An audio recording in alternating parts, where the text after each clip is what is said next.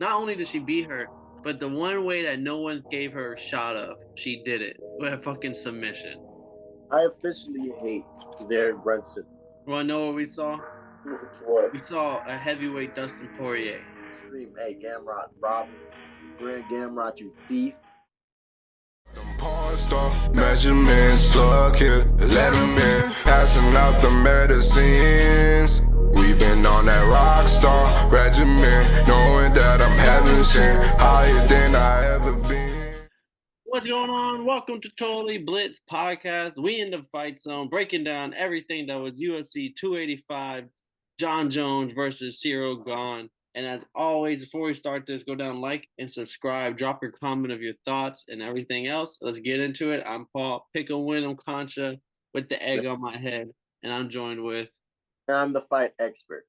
The fortune teller, the seer of the future. That motherfucker, little KK. AKA the realest motherfucker on your screen. AKA Mr.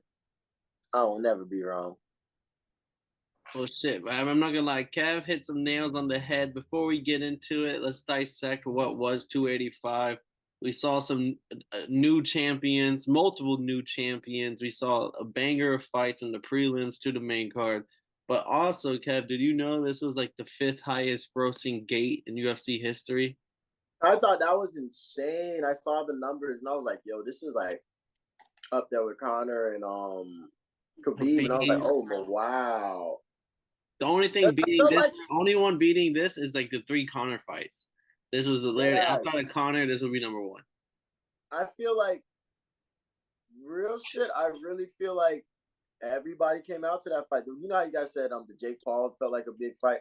I really felt like this was a big fight. Everybody took a chance to be out there. Nobody missed this one. If you could be in Vegas that night, you were there. No, and like I feel like sometimes some gates gross a lot. Not the Connor ones, because Connor's always put on the show. But like when they were trying to make like mega fights in UFC and they would like do really well pay-per-view, there would be some like dull ass fights. Like they wouldn't perform as high as that people would have thought they would have. I felt like this card really showed out. Like everyone who was put onto this card to show something showed something. Like whether it be Duplessis getting the finish over Brunson, and I think Brunson's done after this, or But Bo Brunson's Nichols' debut. Like everyone that had like something to them, they really came and they showed like Ian Gary. Like people really showed out this card. oh my gosh. You know, that was a nail on the head. Everybody came and said, yo, bro, I'm fighting on the John Jones GOAT card. This is gonna be what cements him the GOAT. So I'm about to fuck them boys. I'm gonna show them what's up. Every fight meant something, I felt like, on this card. Everyone, like, I couldn't even tell you what my favorite was. I couldn't even tell you what my favorite moment of the card is. Like, there was just so many high moments. It was just straight energy. Oh, shit was going crazy. Off the first fight, the early prelims, first fight was Rebelvix and Radzhabov. And like Rebelvix got his first L in MMA. He was 11-0, now he's 11-1. But like it was such a high level fight. Like you could tell the skill level in that fight. Like the striking, the takedown defense, and then like the Blackshear fight was next. Like it was such high level, such a jump. Like I felt like that was the difference between this card and a lot of other like high pay per view cards. It was like you don't expect much from the prelims. Like this early prelims, like these are some high level fighters. Even though they weren't ranked, they're like young talent that the UFC expect to be ranked in the next year or two. And I was like, this is like I can't say enough about the card. Phenomenal card. They made up for the last 2 weeks, you think? Oh, 100%. I mean, let's talk the featured early prelim fight. Ian Gary getting a round 3 TKO over Song Keenan, and Ian Gary posted Keenan's face on his Instagram because it was all like battered, and people were wondering why would he post your opponent's face on. And then he went on Ariel Helwani's show and said like I posted his face because I'm like an artist, and his face is my canvas, and that was the art that I displayed was what I did to his face.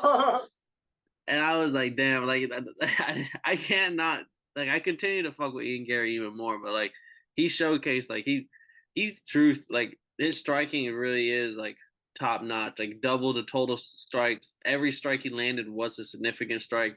He did get knocked down, but he did beat the chinny allegations. He showed that he has a chin. But that fight is so crazy, right? On the show, I picked Ian Gary, no problem. I said, yo, Ian Gary, love to see him. Not Connor, but you're a great guy. Motherfucking, when I got to the Twitter space, they had so much praise for Sean Keenan. They had so much praise for him on Twitter space. You know what? I'm over here like, you know what? Ian Gary ain't shit. This fight comes on. I'm thinking like, oh yeah, I knew what I said. He ain't shit. Drop him, song. Beat his ass. Oh, Ian Gary said, oh, for real? That's how the fuck y'all feel? Let me tie it up. Oh my gosh. Masterclass. He really put on, he just put straight hands to him for a round and a half? Yeah, just like turned up on him. Just turned the fuck up and said, yo, like 3 rounds. I wanted to see another round. I'm not gonna lie to you. The ref should have let them fight a little bit. Like, he just fucked him up. Definitely a great showing for him. Definitely, I think he's deserving the hype that's behind him. Not just because he came from Cage Warriors and he's Irish like Conor and them, but because like, yo, he's showing that he can come back from adversity, and that's tough. Yeah, and like they keep putting him on big cards. He continues to showcase like he gets finishes, and like I think that's gonna do well with his UFC career. Like he's entertaining. Like my dog is Shav Khan. Yeah, we'll get there a little bit later. Let's skittle on up to the prelims. I mean, Derek Brunson, we both took him as an underdog here, but Dricus du Plessis showed out for South Africa. It was so funny to me to the build-up because people were showing like Dricus du Plessis videos, and they're like, "What have I said? This guy's more African than Israel Adesanya." And like, and like we were, and it's true. Like he is South African, 19-2. I think he's undefeated in the UFC. He just beat a former title contender Derek Brunson. I think Brunson's over after this fight, but It was early in the first round. Du Plessis was on his back, and Brunson had him in near, like he had him in the side hold, and I was like, oh shit, like Brunson may be able to get like a choke here. This is gonna be able to ride this out for 5 minutes. Like this is going to be good for me.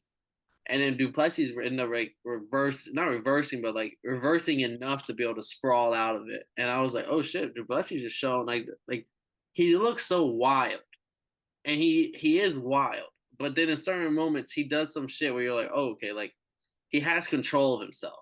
Like he looks wild to the average viewer, but he is in control. Like he knows what he's doing, and like I don't know how far he'll go in the middleweight, but he is fun to watch. This man keeps getting finishes.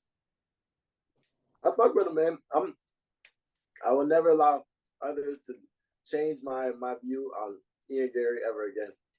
Well, Derek Brunson, I don't know if he retired, but I did see a lot of people in MMA Twitter saying that he's done. So I don't know if he actually retired or if they were just like accepting like this is like the Tony Ferguson moment. Like, okay, Brunson's no longer that title contender guy. Like this is the time to get off the roller coaster.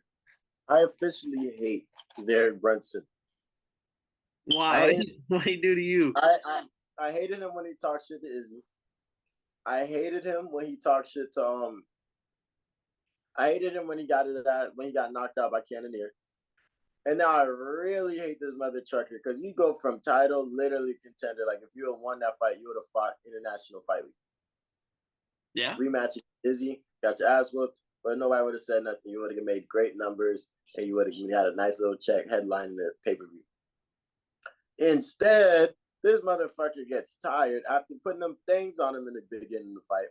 Motherfucker wants to get tired and really forget where the fuck he's at. And he gassed down the first round. He thought he had him in that choke. Like I said, he had him in that top position. He kind of wasted his energy.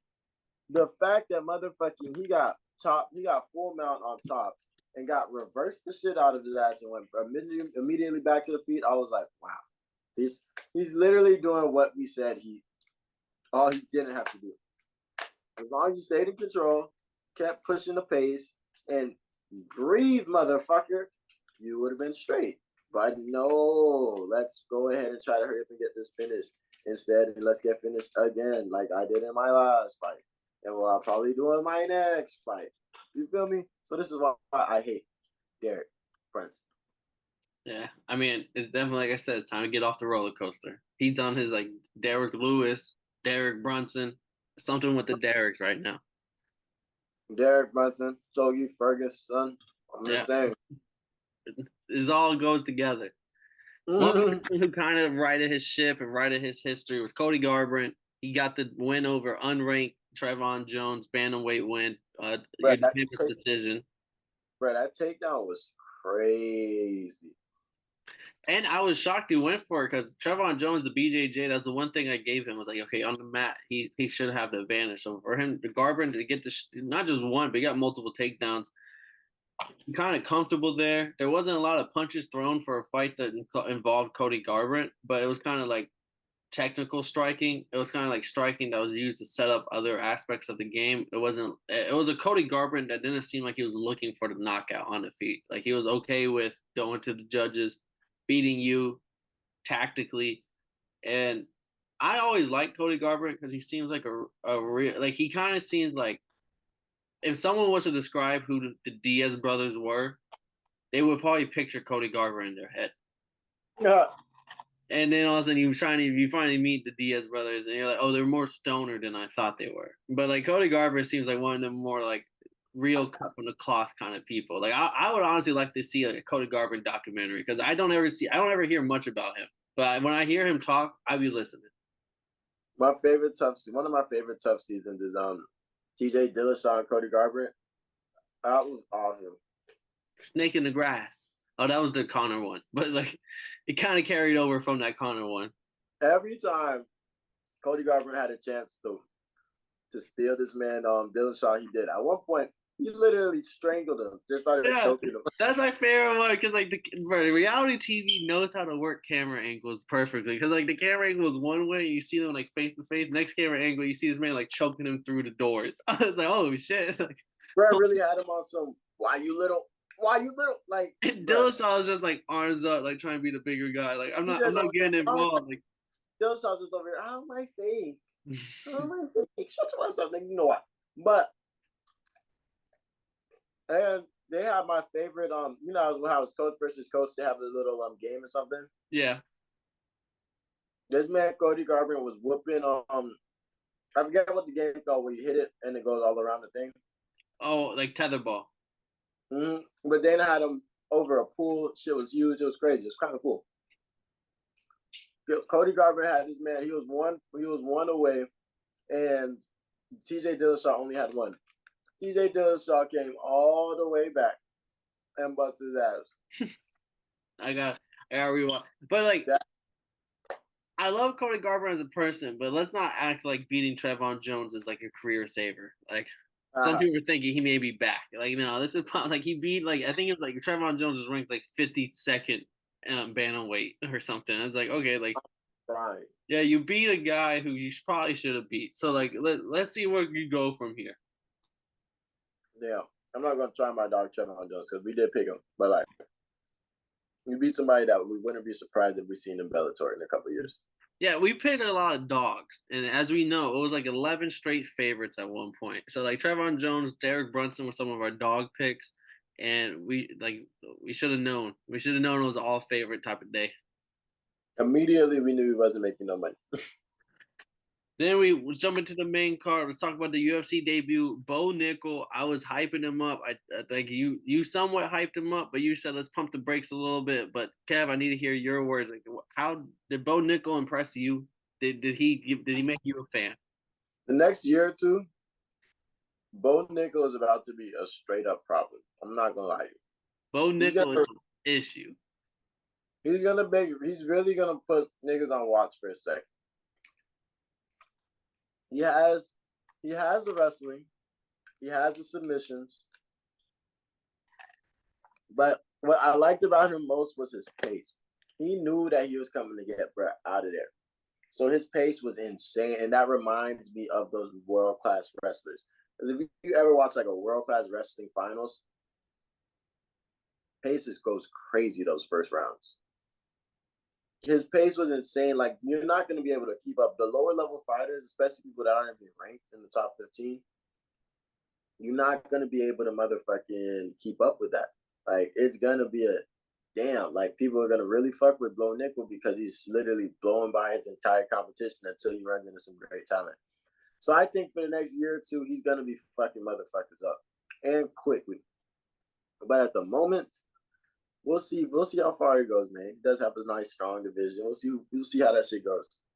And like at middleweight, like I think he's gonna get the Hamzat treatment. He may have to fight 3 unranked guys, and then with the way he demolishes them, then he gets like a top, like a number 5 guy at middleweight type thing. Like, and we've seen Marvin Vettori, who doesn't have the same like collegiate wrestling background as him, straight up dominate, get his way to the top 5, and then kind of stall out. But he dominated his way to the top 5.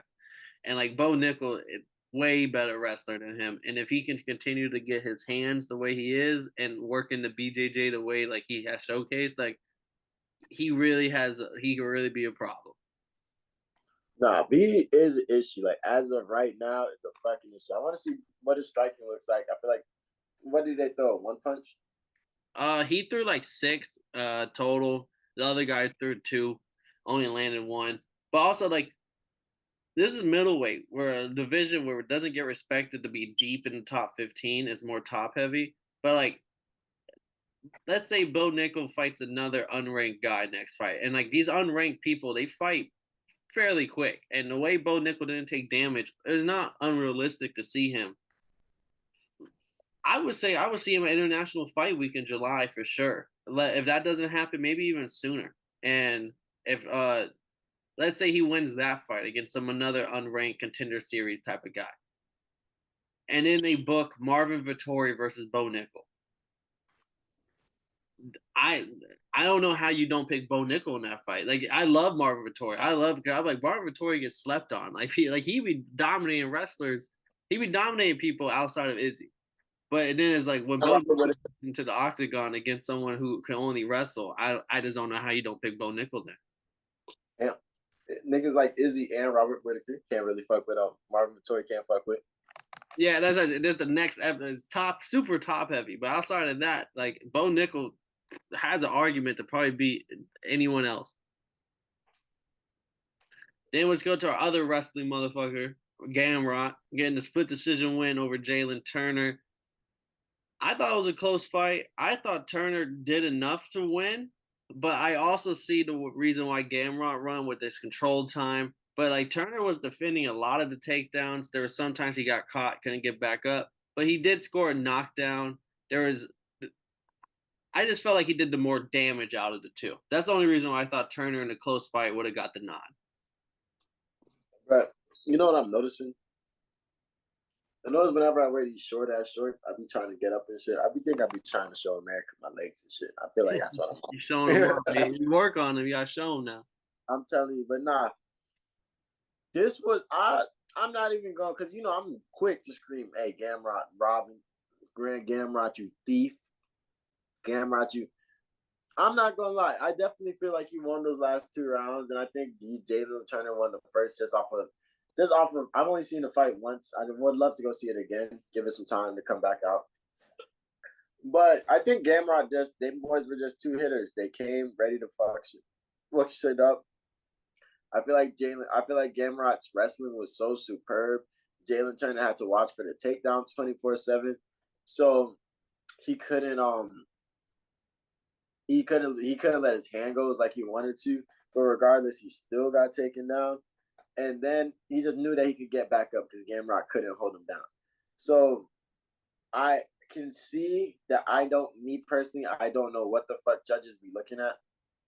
So I couldn't tell you if they're giving him the round because he took him down and had the control time, if he's respecting it, or if they're giving him the round because he felt like there's more damage. I don't know. I don't know what the fuck judge is looking at. But I will give it to Gamrot. It was a great fight. I feel like his wrestling was on point from round 1, and his gas tank. He's used to 5 rounders right now. Yeah, his gas tank was on point. So like, I give him respect. Shout out Gamrot for winning this fight, even though he made me look stupid. My biggest takeaway here was Gamrot is a one-trick pony, but he does his one trick so fucking well that it's gonna be hard to stop him unless you're like a superb wrestler or superb takedown defender like Dariush was. Jalen Turner, go link up with my boy Henry Cejudo. All right, go link up with him. Get some training under Cejudo. Get the takedown defenses. Get the wrestling in the bag. You're so fucking long and like strong. Where like you're gonna beat everyone on the stand up, but like add in the factor that okay, this person can no longer take me down because I am a good wrestler now. I have a good wrestling foundation, and then I think you're gonna become a legitimate super problem. You know what's funny about the Henry Cejudo to comment? Two things, right? So one, there's a clip of Jon Jones practicing what he did in his fight. We'll talk more about it when we cover that fight. With Cejudo, I saw the Cejudo clip. Yeah, that shit was clean. But it's funny because Khabib, somebody asked Khabib about Cyril Gane. They said, hey, yo, need to come to Russia, man. Come to Dagestan. We're gonna teach you wrestling. We're gonna teach you wrestling 4 or 5 years. Come back, become champion. Get you right. Just take a layoff, and you're. And honestly, like I don't think that's shade like that because think of it, it's like Khabib. Like these people don't care about the money or nothing. It's more about becoming champion. So like they would be willing to take a 2-year layoff if it meant when I come back, I'm gonna be championship ready. Become champion, you feel me? So that shit is funny that you said that. But yeah, hey, take your ass to Henry Cejudo, homie. We trying to get some more dubs. I fuck with you, Jalen Turner. I feel like you should be a top 3 fighter in your weight class one day. I really want Turner to turn up because I wanted him to turn up, and then Fandora from boxing, who's like in the same lightweight division, 6'4", like the same type of shit as Turner. Like you should not be this tall and long for this division.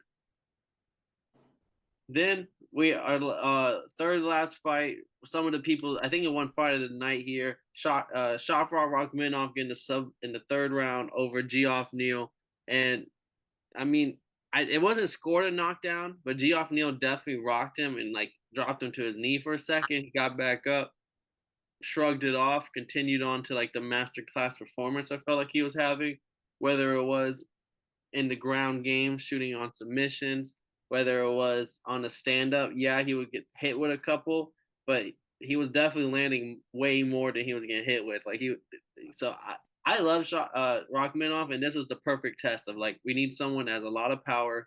Let's test your chin. Let's see if you can really go up against somebody who can box with the best of them. And I felt like his kickboxing prevailed. First off, shout out my dog Shavkat. If you ain't know, this the motherfucking Shav Zone. Respect to my dog off rip, just because motherfucking Geoff Neal missed weight by 4 pounds. Like it wasn't even close. He wasn't even close. Like if you miss weight by 0.6, if you miss weight by 0.1, 0.2, oh, you were close. My bad, homie. I feel bad for you. If you miss weight by a pound, we're looking like, damn, kid, you got to figure something out. When you step on that scale 4 pounds over, you're looking like, what the fuck? You weren't doing something right. Yeah, they was like, bro, did you even try? Like, it's when Hazmat got on there, he was 7 pounds over. Niggas, bro, did you even try? Smiling. So, knowing he was fat. And the fact that he still took the fight, Shavkat still took the fight, no problem. And then we did the research, you lose 30% of your purse. But Dana's exact words were, I don't give a fuck that Geoff Neal didn't make weight, I'm gonna pay him anyways.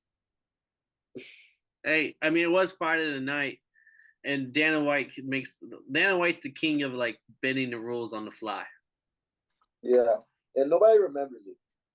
No one's gonna remember this like 5 years from now. Like, damn, I remember Jeff, because this was Geoff Neal's only time missing weight too. It's not like he's perpetual weight misser. It's fine, man. Play the like conspiracy music because I think he did it on purpose. I think Geoff Neal, I mean, calling me crazy, but like I feel like he knew that Rakhmonov was gonna have the ground game like over him, so like come in a little bit heavier. Like almost like when Paulo did it against Izzy, where like I feel like Paulo came in overweight on purpose, where like he wanted to have like the power like difference, and I feel like Neal wanted 2 things. He wanted to be able to have weight when it hit the mat, and the second reason was he wanted his shots to land at full power. where he knew he might not beat him crispy, but like I'll land one that may knock you out if I'm a little heavier. Dun, dun, dun, dun. That's my hot take right there. I think he did it on purpose. Dun, dun, dun, dun. Wow, I didn't even think about that. It's possible. Anything. What Kevin Garnett say? Anything's possible. Hey, you don't want to lose your ranking, and then you beat like one of the hottest contenders in like UFC at the moment. No one's gonna care you're a couple pounds over. Yeah, I mean, it was an awesome fight. I feel like Jeff Neal. This is another fight where I feel like he kept trying to if he could let his hands go a little bit more, because he was taking shots. So this chin is pretty solid. But if he had let his hands go a little bit more, I feel like he could have caught Shavkat a little bit more, because Shavkat was not trying to get out of there. There's no dodging in Shavkat. No, he was definitely getting hit. There's no dodging. He doesn't weave. He doesn't move. Because they kept saying that in the chat. They said this is gonna be a good fight because they Shavkat doesn't move his head for nothing. And they actually Gabriel, shout out that boy Gabriel who was on the page, who was on the live stream with us. He made a great point. He was like, this is probably one of Shavkat's better fights where he was moving his head and moving his body and staying lucid and stuff. He really just being there to do his work when he gets in there. And he's good, he's talented, and he's strong. So he gets his work in and he does it how he does it. But that's going to be an issue later down the line, especially in championship, because you're going to see that immediately in film. Like we all saw it during the fight. Yeah. And it was one of his best performances, moving the body in the head, but he still got caught. So it's not like he's crisp at it yet. Like he still has to keep working, because once he moves up to the high, if Kamaru Usman lands those shots and Leon Edwards lands those shots, like lights out type of deal. Gilbert Burns. Gilbert Burns low key has the power too to just knock your lights out. If Jorge Masvidal lands a knee, I'm playing. No, you better cut that out. Cut that out. Hey, anything is possible though. As we jump into this co-main event, we saw the dethroning, something we didn't think we'd ever see in our lifetime. The dethroning of Shevchenko against Alexa Grasso, their new flyweight champion, with the rear naked choke in the fourth round. Not only did she beat her, but the one way that no one gave her a shot of, she did it with a fucking submission. Thought they finna win. Jamal Hill said, "Shut y'all asses up. I finna defend these motherfucking takedowns, get out on bottom, and motherfucking win by decision. I don't need to knock him out to get this belt. Unanimously bust my Boggle Raz." So that's what Grasso did this week. He said, "Bro, I'm not stressing these motherfuckers. Oh, I'm gonna get a knockout. Bet we're gonna practice submissions all motherfucking camp. And when she throws that ugly ass kick, we're gonna catch that and get that choke in immediately and head straight to it. And like when she seen it, it was headhunting. I think it's probably probably gonna end up being one of the biggest upsets of the year. It was awesome just to see Grasso. I don't know how motherfuckers had Grasso winning the whole fight, but in the chat, they literally changed the name to Grasso Zone way before the third round. So I was like, Grasso Zone is crazy, but motherfucker, she ended up pulling it off. So I think that was great. She looked good doing it, and now I just want to see keep the same energy, man. Viva Mexico! You got another Mexican champion, man, but keep this. She got to keep that energy. She got to defend that bitch. Two phases. Shout out my boy Mexicans. We got another champion, but this is gonna be a fight where, similar to Amanda Nunes losing to Esparza, I can't wait for the rematch, because I felt like it's similar to Usman against Edwards too. I don't care. People are really trying to sell me like, oh, Edwards is gonna win the rematch. It's like, did we not watch the same fight where Edwards was getting worked for like 4.5 minutes? Like, I mean, not 4.5 rounds. Like Shevchenko, I'm not saying worked it for 4 rounds, but if this was going to decision, like if they would have went one more round, like Shevchenko would have won a unanimous decision, like pretty definite. Like the takedowns, the takedown control, the more significant strikes, and it was just like you got caught. So this is a fight where I can't wait for the rematch, where the odds are gonna be super close because Grasso's the new champion, and I can't wait to bet Shevchenko as like a pick 'em straight up. No, that's fine. But how do you feel about champions tapping out? I feel like that, because if you look how Valentina tapped out, she didn't tap out on some She said, like she like I realized. didn't even tell. I couldn't even tell it was a tap until the fight was over. She was like, I seen it. I'm like, yo, she tapping. She goes like, she hit this, and she might have hit her knee once, and the ref was like, oh yeah, she's done. Hey, you want to see the people willing to die in there, but some people you have to get like when you're like Shevchenko was such a high class warrior that she's been in so many wars and dominating fashion where I'm like, I can give you the pass of like, all right, you tapped, and it's not even like you like some people you can tell once it hits the mat they're not even trying. Like okay, like I'm done. Whereas like Shevchenko, like she for a good minute she was trying not to get that chin. Like she was trying her best to pull that bitch off. And at a certain point, you know, like I'm not getting out of this and I'm done. Like it's locked in. Hell yeah, that shit was crazy. I can imagine what happened if she got up because there was like 36 seconds left. She probably would have no air in her head if she. And I hope it's a rematch because then I think Shevchenko gets the dub.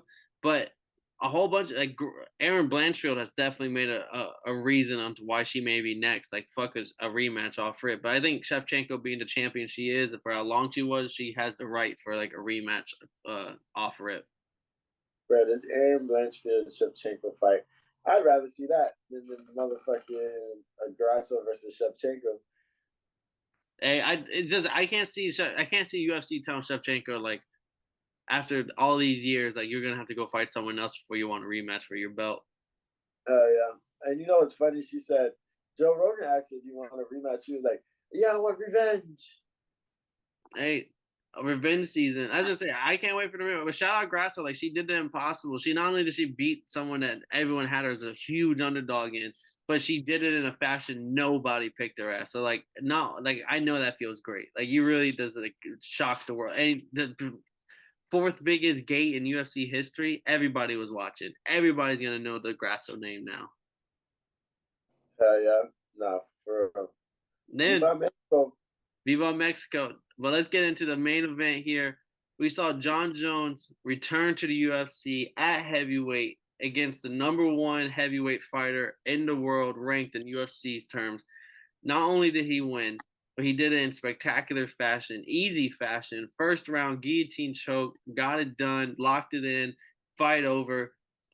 Could honestly fight next week if he had to. Didn't take no damage. And Kev, I'm gonna hand it to you. This is your guy. This was your pick. You had it right. Let me hear your thoughts. Like y'all really had me running around thinking I was crazy. Like I kept telling people, like, yo, they think this. I'm watching that countdown, like, yo, they think this Paris motherfucker is gonna beat Jon Jones. I'm watching the motherfucking embedded, like, bro, this man's over here laughing, joking, playing FIFA right now. Guys, you really think he's gonna beat Jon Jones? This man motherfucker called Jon Jones. You know, Jon Jones, he's a goat. We know. At the press conference, he called him a goat with a French accent, which is way worse than just calling a normal man a goat with an American accent. There's no and then the thing about it, everything everybody said. You said it, DC said it, everybody in the Twitter chat said it. Jon Jones is not gonna have what it takes to handle these to handle Serragano because he moves like a lightweight and is built like a fucking Ford SUV truck. So I just didn't see what y'all saw. I saw somebody that got exposed a little bit fighting Tai Tuivasa. He lost to motherfucking Ngannou, even though Ngannou is just he's just strongest motherfucker in the world. I just didn't see it the entire time. I was looking for what you guys saw. I couldn't see it. Want to know what we saw? What? We saw a heavyweight Dustin Poirier. I'm crying. That's what people have turned him, and I think it's almost hit the nail on the head. And I would even say, like, if you're a boxer, this is like the Anthony Joshua of the UFC right here. Like the way he looks, like this is perfectly like he looks like a Greek god. He's built different. He's fast. He's strong. He looks like everything you would think of a fighter. But this man, he does not cut from the cloth that we see some of these real deal champions are cut from, which is like Ngannou and Jon Jones now. Like there's a difference now. And Jon Jones, congratulations, you just beat the toughest heavyweight fight there is in the UFC. I think like Don is that guy, and yes, you can argue Blades because he has the wrestling. But like, you're not gonna beat John Jones at what he does. I'm sorry, I don't think Blades, even though he's a great wrestler, I just don't think if you're coming in there with the game plan of wrestling, you're gonna beat John Jones. And then my boy Tom Aspinall, he may be the last hope and savior of the heavyweight division, and even him, I don't. I there's gonna be a tough day against John Jones because you're a smaller heavyweight, and John Jones is like you're in his wheelhouse at that moment. And then my boy Sergey Pavlovich, who's been wrecking people, I just can't see you going in there and getting like a first round blitz KO over John Jones. So like John Jones has just set himself up for like another 3 to 4 years of superiority, and then to retire again possibly with another undefeated run at a different division. And then you can't argue who's the GOAT. Like I think at that moment, the one and only answer of GOAT is John Jones. Because right now, some people still will argue GSP. Some people will argue Mighty Mouse. Some people may argue Fedor. But if John Jones does a second run at heavyweight and just absolutely demolishes the top 5 guys in the next 2-3 years and then retires again, he's going to be on like his Tom Brady sit, where he completely separated himself from the pack of other GOATs. Where it's like, okay, when we talk about GOAT of this sport, there's one person. Bah, bah, bah. Hey, also one of my favorite parts of the whole thing, when he won the fight, even Izzy laughed at it. When John Jones was like, I want to shout out my Lord and Savior, shout out to Jesus Christ. Jesus Christ? Like, why did he say it? Like, the second time he said it like, so, Jesus Christ? like what was John Jones on with that shit? I thought that was so hilarious. But like, John Jones went from a person I thought was I hated him. I didn't like his personality. Didn't like who he was. I thought he was a fake person trying to. But this new John Jones, if it's not a gimmick, I can completely get behind. I think this new John Jones is the old John Jones, and he just understands who he is now. I think John Jones misunderstood John Jones. Imagine being blessed with the talents and gifts he has. 9 months after training, 9 months, he had his MMA debut. After about like 4 or 5 fights, he's in the MMA. He's in the UFC. And then he's over there fucking people up, wrecking shit. Knocks off Shogun Rua. And then at 22 years old? Yep. And then motherfucking goes, and then goes on the run that he's been on. And he hasn't lost since he got a 12-6 elbow on the motherfucker. If you argue who the GOAT is, you can say what you say, but we know who the motherfucking best ever is. And his next fight is against Stipe. It's going to be against Stipe, so that's going to be interesting. But how do you feel about him calling Francis a big pussy? That back and forth kind of, I don't know where to pick my side yet, because I do believe, I don't know who threw the first stone. I don't know if Francis said anything. I think John tweeted it first. No, he tweeted that, but the first stone way before was because this was happening in the pre-fights for GON when they were talking about Francis, and his comments was, "Oh, Francis was offered $8 million. He could have took the fight, but he was just scared." And I was just like, "Come on, man! You know Francis Ngannou was not scared. Like that's the one. Like you could say a lot of things. If they say Ngannou was scared of you, like you kind of." That boy, because right now I'm on my whole Francis Ngannou is a folk hero. Like Francis Ngannou could have took the biggest contract UFC history, been a superstar, but he wanted equal rights for all these fighters. Like he wanted people to be set up right. And then for John Jones to be like, "Oh, he could have took my fight, but he was scared." That's when I was like, "Okay, John Jones." Like that was another reason why I was rooting for my boy GON. I was like, "All right, put John Jones in his place because this man's talking a little reckless." But then fast forward when Francis Ngannou says the tweet like, "Oh, congratulations, coming from the world heavyweight champ," or something. He said his little line. I was like, "Okay, Ngannou." I hate when people take their time, like when it's supposed to be someone else's day, and then they do that shit. It's like, yo, let John Jones do. Like you had your time, let John Jones have his time. You can say that shit afterwards, but not on the day of during the biggest moment. So that rubbed me the wrong way with Ngannou. So when Jones responded with that response, I was with Team John Jones. But I don't know what team I'm really on with now because I just don't know if John Jones started it when he was the one that was like, oh, Nagano was scared of me. That's why he didn't come back to UFC. So I'm going to let that shit kind of boil up some more before I really pick my side on it. But my big thing is John Jones, new UFC pound for pound list. He's ranked number one UFC fighter. Number 2, Volk. Number 3, Islam. And people did point out Islam fought Volkanovski. Islam was fighting for the number 1 pound for pound spot. He beat Volkanovski, and then now he's ranked number 3. Like it was, they were like his Volkanovski is fighting for the belt, whereas Islam's fighting for number 1. He won the fight, and then a week later he moves down to like number 3 on the pound for pound list. No, that's funny. I mean, I just look at it is that by doing that, it becomes a little more not illegitimate, but less legitimate. Like, it's less like, oh yeah, number 1, he's number 1 pound for pound. I personally understand why, because last time he was ranked, it was number 1. He comes back, beats the shit out of Brett in 80 seconds. Notice that we haven't talked about the fight much because there wasn't much to talk about. It was quick. What's it called? 0 rounds. Most damage was during a nut shot. And then motherfucking after that, John Jones took his ass down, caught his ass in that nice ass neck crank. I don't think he got his chin. I don't think he got his arm under his chin. But that neck crank was so hard. And I bet you Gon didn't practice for that motherfucker. He got to tap him. Like, oh yeah, like, woo, help me. No, and like that's what I say. Like, Gon may be the toughest test, but also Gon is like, Gon is a top. Like he's the Dustin Poirier. I just feel like if the person just came in, that's why I'm okay with John Jones being number 1 because he came back and just beat like. That's like if Conor came back and then he went to welterweight and beat a Colby Covington in a pretty like a knockout fashion. Submission.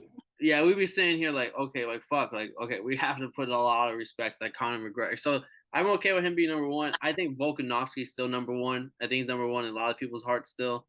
And John Jones, it's gonna rub a lot of people the wrong way because you beat Gon, but a lot of people like you. It's like, okay, you beat Gon. So what? Like that guy was never really champion of anything. So like, but John Jones, I think in the next 3 years, I don't think he's gonna have like a 5-10 year run. I think he's gonna have like a 3-4 year run. And in the next 3-4 years, I think he's gonna show the world like, okay, like time to put me into.